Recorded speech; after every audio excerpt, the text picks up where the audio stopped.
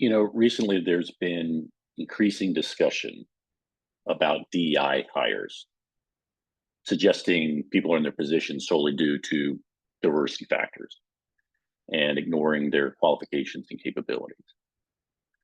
Uh, as a white guy, um, if I'm being honest, reflecting on my 40-year career, um, maybe there are times when I was a DEI hire. Maybe I benefited from unconscious bias and connections and being seen as the right fit due to my race and gender. Is that possible? I mean, maybe, just maybe,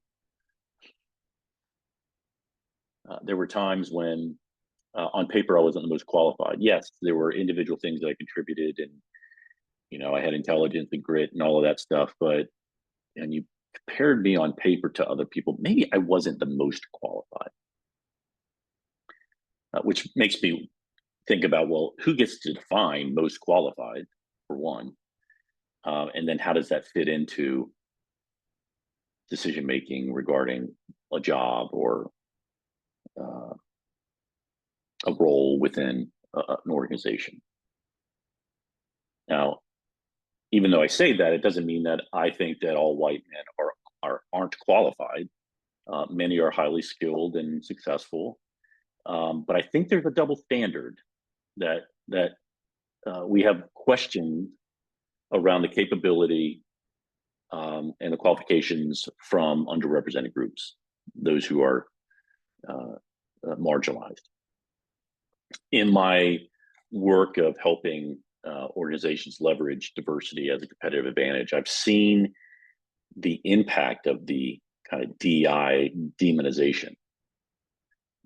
My business has suffered because of it, but that's nothing compared to the burden that others face who are Black or Indigenous or people of color or part of LGBTQ or disabled, those who are not just living in the United States, but also doing the work around DEI that is often invisible work, work that's not necessarily recognized, it's not compensated, but they're doing work for the good of an organization. It's kind of like being on a leaky boat. You got one group fixing the hole, same time they're bailing out water, while another group, let's call it Sean's Club, people that look like I do, they have the tools and resources, but stand back, not realizing we'll all sink if this boat goes down. Many from the majority group, those who hold the majority positions of power in the United States, white, male, heterosexual, cisgender, non-disabled, parent, college educated, on and on and on.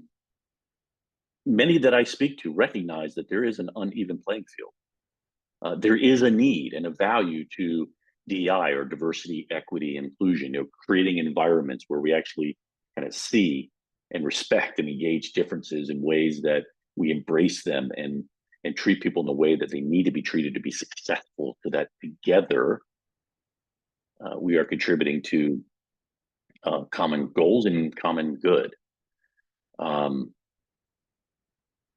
So those who have the resources and the tools in that sinking boat they're staying back. They're not. They need to get in there. They need to pick up a boat. To pick up a bale and start getting the water out with others.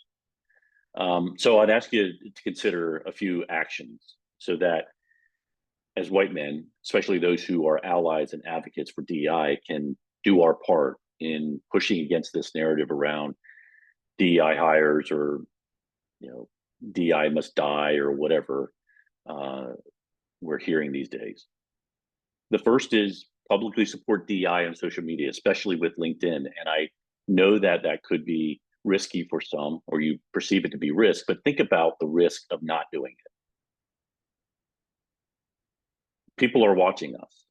And when we're not saying a peep around DI or a certain group of people, then we're kind of sending a message that we may not be as much of an ally or advocate around this. So yeah, there's a risk of doing it where maybe other white guys think that we're being woke, while others might see us as performative, but the reward is worth the risk. The other is to engage people that look like us in conversations about DEI, connect the gap between DEI is harmful to DEI is actually valuable for everyday life. And another thing to consider, the third thing is, what can you do within your organization, whether that's at a company, a corporation, a nonprofit, a church, what can you do to contribute to the DEI effort so that you're helping, again, bail out the water, you're helping to contribute to something that is actually benefits all of us. So DEI is not a bad word.